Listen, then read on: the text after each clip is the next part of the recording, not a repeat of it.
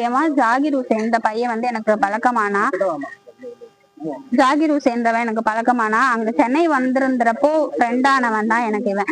என் நம்பரை வாங்கிட்டு என்கிட்ட ஃப்ரெண்ட்லியா பேசுறேன்னு சொல்லிட்டு அவனுக்கு ஏதோ காசு வேணும், பணம் வேணும், நகை வேணும்னு சொல்லிட்டு என்கிட்ட கொஞ்சம் கொஞ்சமா அவன் ஃபேமிலி எல்லாரும் சேர்ந்து நகை பணம் எல்லாத்தையும் வாங்கினாங்க. வாங்கிட்டு காரு நகை, என்னோட நகையெல்லாம் அவங்க வேற நகையா மாத்திட்டாங்க. கொடுத்த காசுக்கெல்லாம் காரு புல்லட் அப்படின்னு வாங்கிட்டாங்க. இத மாதிரி என்ன மட்டும் அவன் நிறைய ஏமாத்தல. அவன் ஃபேமிலி எல்லாருமே சேர்ந்து என்ன இத மாதிரி இன்னும் நிறைய பொண்ணுங்களை ஏமாத்திட்டான். எனக்கு தெரிஞ்ச இது வரைக்கும் ஒரு 10 பொண்ணுங்களோட லிஸ்ட் நான் எடுத்து வச்சிருக்கேன், யார் யாரெல்லாம் இவன் ஏமாத்தினான்னு சொல்லிட்டு. அந்த பிள்ளைங்கள்ட்ட பேசி நானும் இது பண்ணி இருக்கிறேன். இவன் இது மாதிரி இன்னும் நிறைய பேரை ஏமாத்திட்டு தான் இருக்கான். இப்போ வரைக்கும் அவன் ஏமாத்திட்டு தான் இருக்கான். இதுல நான் பாதிக்கப்பட்டிருக்கேன். அவன் ஃபேமிலியும் சேர்ந்துதான் இது எல்லாமே பண்றாங்க. ஒரு பொண்ணு இல்ல, இத மாதிரி என்னை கூட்டிட்டு போய் கல்யாணம் பண்றேன்னு அந்த பிள்ளைங்கள்ட்ட உள்ள நகை காசு எல்லாத்தையும் புடுங்கிக்கிட்டு அந்த பிள்ளைங்களை கொண்டு போய் அங்க வச்சு அடிச்சு மிரட்டி கொண்டு வந்து திருப்பி அவங்கள வேற எங்கேயாவது விட்டுட்டு அவங்க மேல ஏதாவது குறை சொல்லிட்டு அந்த பொண்ணுங்க மேலேயே தப்பு சொல்லிட்டு போயிடுறாங்க. ஆனா இந்த பையன் இப்ப வரைக்கும் அதே தப்ப திருப்பி பண்ணிட்டே இருக்கான். அவனுக்கான தண்டனை எங்கேயுமே கிடைக்கவே மாட்டேது. நாங்களும் எல்லா இடத்துலயும் புகார் கொடுத்து அவன் மேல எந்த ஆக்ஷனுமே எடுக்க மாட்டேங்கிறாங்க. எல்லாரும் இவன் யாராவது புகார் கொடுத்தோம்னா இவன் போய் எங்கேயாவது காசை கொடுத்துட்டு அவங்க அந்த கேஸையே எடுக்காத அளவுக்கு பண்ணிடுறாங்க இவங்க. அது மட்டும் இல்லாம இவங்க பெரியம்மா அந்த ஊர்ல இருக்கிறவங்க எல்லாருமே இவனுக்கு சப்போர்ட். இவன் பண்ற தப்புக்கு எல்லாருமே சப்போர்ட். இவன் தங்கச்சி கூடு கடை போடுறவங்க. இவங்க கூட்டுல கடை போட்டு ஒவ்வொரு பொண்ணு நம்பரா வாங்கி கொடுத்து இந்த மாதிரி காசு பணம் நகை புடுங்குறது. அது இல்லாம இவனோட டார்கெட்டே என்னன்னா கல்யாணம் ஆன பொண்ணுங்க தான். கல்யாணம் ஆன பொண்ணுங்களை ஏமாத்தினாதான் எந்த இடத்துலயும் மாட்ட மாட்டோம் அப்படின்றது வந்து அவனுக்கு நல்லா தெரிஞ்சிருக்கு. அதனால கல்யாணம் ஆன பொண்ணுங்களையா பார்த்து ஏமாத்தி அவங்கள்ட்ட உள்ளதெல்லாம் புடுங்கிக்கிட்டு நம்ம இப்படியே தப்பிச்சிடலாம் அப்படின்ற மாதிரி சொல்லிக்கிட்டு இருக்கிறது. அதே மாதிரி நான் இந்த மாதிரி எங்கேயாவது வெளியில போய் இந்த மாதிரி கேஸ் கொடுத்தேன்னா என்னை கொலை பண்ணிடுவேன், என் குடும்பத்தையே கொலை பண்ணிடுவேன் அப்படின்னு சொல்லி மிரட்டி குடும்பமா சேர்ந்து மிரட்டி இது பண்றாங்க. அதுக்கான ரெக்கார்டு எவிடன்ஸ் எல்லாமே என்கிட்ட இருக்கு. நான் வந்து 2 லட்சம் ரூபாய் பணம் 13 சவரன் நகை மட்டுமே அவன்கிட்ட கொடுத்து ஏமாந்து அவங்களாம் நிறைய கொடுத்து ஏமாந்து இருக்காங்க. அது வந்து எல்லாருமே சொல்ல பயப்படுறாங்க. இவன் ஏதாவது பண்ணிருவானோன்னு சொல்லிட்டு பயப்படுறாங்க. யாரும் வெளியில வரமாட்டீங்க. இப்ப நான் பாதிக்கப்பட்டேன், நான் வெளியில வந்துட்டேன்.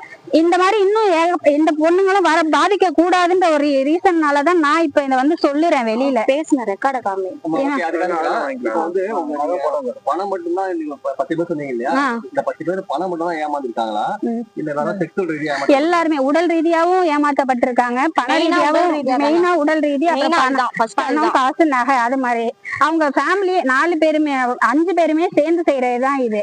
எல்லாருமே கூட்டா சேர்ந்து செஞ்சுட்டு இந்த பையன் மட்டும் மாட்டி விடுற மாதிரி பண்றாங்க. ஆனா இவங்க எல்லாருக்குமே அதுல தொடர்பு இருக்கு, யாருக்குமே தொடர்பு இல்லாம வீட்டுல. என் நாத்தனார் வந்து இந்த பையன்கிட்ட தான் பாதிச்சிருக்காங்க. எப்படின்னா என் நாத்தனார் வந்து எங்க வீட்டுக்காரவங்களுக்கு வந்து அப்பா அம்மா கிடையாது. என் வீட்டுக்காரர் தான் எல்லாமே செஞ்சு கல்யாணம் பண்ணி வச்சாங்க.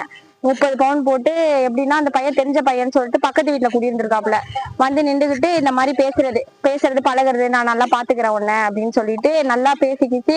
என்ன பண்றது, எல்லாத்தையும் வீட்டுல வாங்கி வச்சுக்கிட்டு அடமானம் வச்சுட்டு மூட்டு தரேன், ரொம்ப கஷ்டமா இருக்கு அப்படின்னு சொல்லி வாங்கிடுறான். வாங்கிட்டு இந்த மாதிரி வந்து அந்த பொண்ணை வந்து என்ன பண்றான்னா அங்க இங்க அழைச்சிட்டு போய் சுத்தி காட்டி அவங்க வீட்டுக்காரவங்க வந்து கடை வேலை பார்த்தாங்க. அந்த வீட்டுக்காரையும் டைவர்ஸ் வாங்கி கொடுத்துட்டு எங்க பார்த்தாலும் அழைச்சிக்கிட்டு சுத்தி இருக்கான். நகை அவ்வளவு நகையும் வாங்கி வித்துட்டாங்க. வீட்டு பத்திரத்தை எங்களோட வீட்டு பத்திரமும் அவன்கிட்ட தான் இருக்கு. ஏன்னா வீட்டுல யாரும் உனக்கு அத்தாமலாம் இல்ல, நான் பத்திரமா வாங்கி வச்சுக்கிறேன்னு சொல்லி அதையும் பிடிங்கி வச்சுக்கிட்டான். அதே மாதிரி அவங்க என்ன பண்றாங்கன்னா அழைச்சிட்டு நேரா வீட்டுக்கு அழைச்சிட்டு போய் அவங்க வீட்டுல உள்ளவங்கள்ட்ட எல்லாருமே பேசி இந்த மாதிரி அவங்க வந்து நான் நாகூர்ல கல்யாணம் பண்ணி வைக்கிறேன், நீங்க வாங்க அப்படின்னு சொல்லி வீட்டுக்கு அழைச்சிட்டு போயிடுறாங்க. பேசி அந்த வீட்டுல போய் என்ன பண்றது, எல்லாரையும் போட்டு அடிக்கிறது. அந்த பொண்ணுகள் எல்லாம் போட்டு அடிச்சு நகை பணம் எதுவுமே நீ கேட்டீங்கன்னா செல்லுல உள்ள ரெக்கார்டு எல்லாத்தையும் அழைச்சிடுறாங்க. எங்கள்கிட்ட ஒண்ணுமே இருக்க மாட்டேங்குது. கேட்டா இங்க ரெக்கார்டு எடுத்துட்டு வாங்க, நாங்க பாத்துக்குறோங்க, நாங்க போலீஸ்ல, நாங்க என்னதான் பண்றது.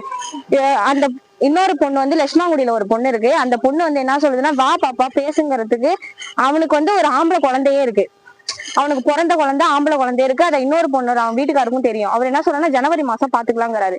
அந்த பொண்ணோட லட்சுமாங்குடியில வந்து போலீஸ் ஸ்டேஷன் பக்கத்துல இருக்கு அவங்க வீடு. அந்த பொண்ணை இப்ப கூப்பிட்டதுக்கு ஜனவரி மாசம் தான் நாங்க வந்து எல்லாமே பேசுவோம் அப்படிங்கிறாங்க. அதனால இங்க என்ன எங்க பார்த்தாலும் நாங்க அலைஞ்சுக்கிட்டு தான் இருக்கோம், டெய்லியும் அலையிறோம் தான். என்ன சொல்றாங்கன்னா இங்க போங்க அங்க போங்கன்னு தான் சொல்றாங்க தவிர அவன் வந்து நிறைய இது பண்றதுனால எப்படின்னா சப்போர்ட் அவனுக்கு அதிகமா இருக்கனால எங்களால ஒண்ணுமே பண்ண முடியல. எங்களுக்கு ஏதாச்சும் நீதி கண்டிப்பா வாங்கி கொடுங்க. செய்திகளை உடனுக்குடன் தெரிந்து கொள்ள உடனே சப்ஸ்கிரைப் பண்ணுங்க.